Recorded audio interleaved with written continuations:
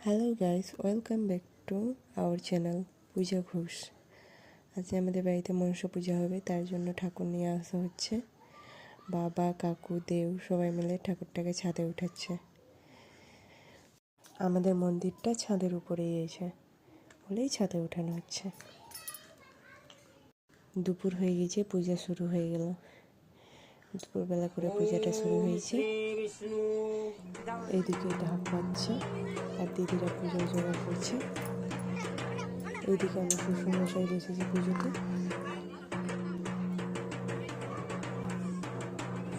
এদিকে বাড়ির ঠাকুর আছে। আমাদের মন্দিরে প্রচুর ঠাকুর রাখা আছে, তোমাদের পরে একদিন দেখাবো আমাদের মন্দিরের ঠাকুরগুলোকে।